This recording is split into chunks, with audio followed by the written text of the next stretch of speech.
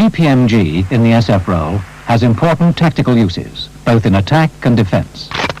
Its characteristics in the SF role must be understood clearly if the gun is to be used effectively.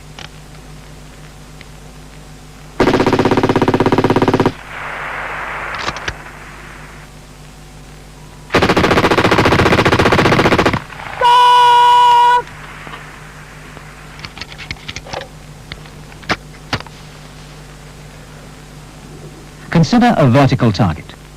When a burst is fired, each bullet follows a slightly different path. The bullets form a pattern known as the cone of fire, which is oval in shape, with the majority of shots concentrated in the centre. When they strike flat ground, they form a horizontal pattern called the beaten zone, the lower shots striking the ground nearest the gun. At a range of 600 metres, the beaten zone is about 100 metres long, but only 1 metre wide.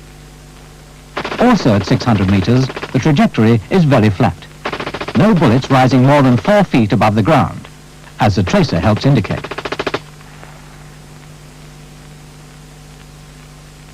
At greater ranges, the length of the beaten zone decreases and its width increases. For example, at 1100 metres, the beaten zone is 70 metres long by 2 metres wide. On rising ground, the zone is still shorter. On ground falling away, it becomes longer. The beaten zone is the key to the tactical employment of the GPMG in its sustained fire role.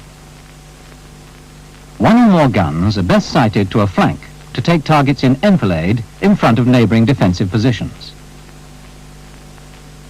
The length of the beaten zone is thus employed to its best advantage to cover targets of tactical importance.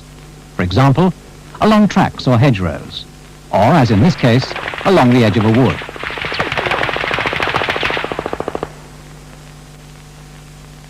To cover targets with length or width, the beaten zones of more than one gun can be overlapped end to end or placed side by side.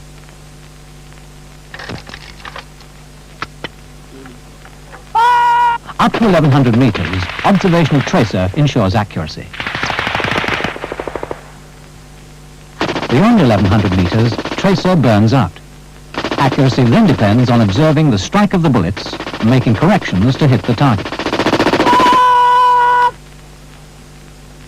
The weapon can be used up to about 1800 metres, provided good observation of strike is possible.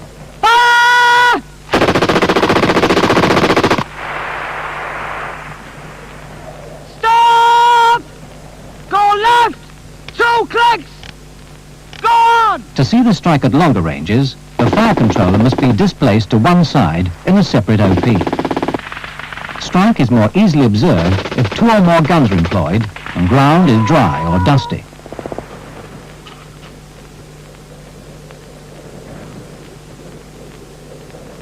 If the target is such that no strike can be observed, then choose a spot where the gun can be ranged. Fire! Stop! Then correct it onto the target.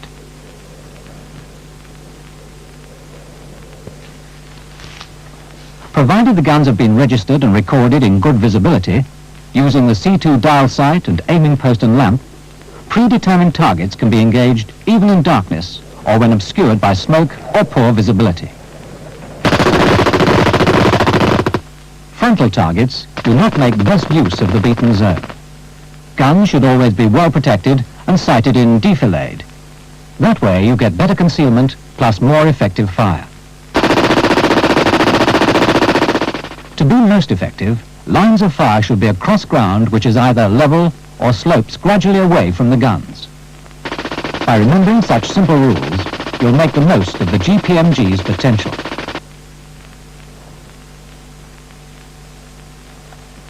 In a simple attack, where there's little other fire support, the GPMG can provide supporting fire to neutralize an enemy position immediately before the final assault.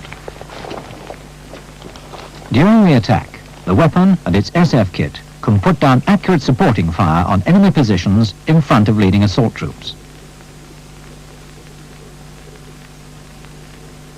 At longer ranges, the gun has much greater accuracy than if used in its light role.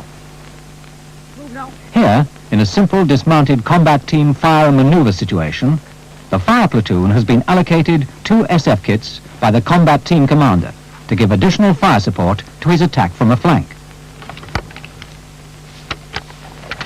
The other 2 platoons are to assault the enemy position. Mortars are also available.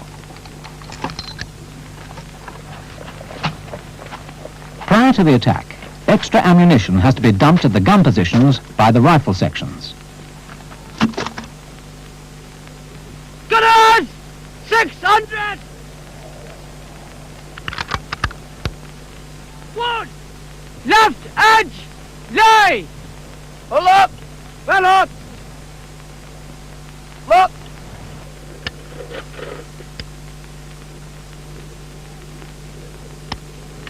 Number 1, go down! Number 2, go down! All SF guns are supervised by the platoon commander personally because of the flanking safety considerations involved in this attack situation. It's his job to brief the senior gun controller and also to be certain that the safety of the assaulting troops is assured. On the right edge of wood, where the track is. Yeah, seen. What's the 50 mils? Where's the 50 mil safety limit? Reference wood, look left, 9 o'clock, bush. Yeah, got it.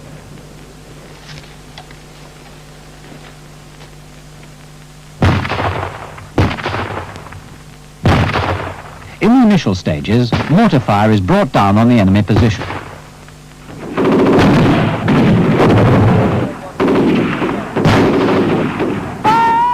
Progress of own troops must be observed carefully so that machine gun fire can be switched to fall the correct distance ahead of the assault. Due to the danger from ricochets, fire must not fall short of the range of the nearest of our own troops. Fire must be observed and safety limits met.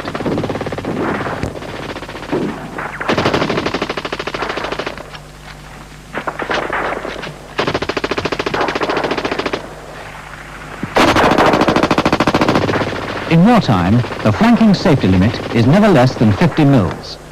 In this case, it is applied by the platoon commander personally, so he selects a prominent feature on the safe side of the safety limit. When the assault troops reach this prominent feature, fire is switched. Stop! Go right! 4 clicks! Go on! The new target is far enough ahead of the advancing troops for them to remain safe. The gun controller must not lose sight of the progress of own troops during the attack. Go right! 10 clicks! Go on!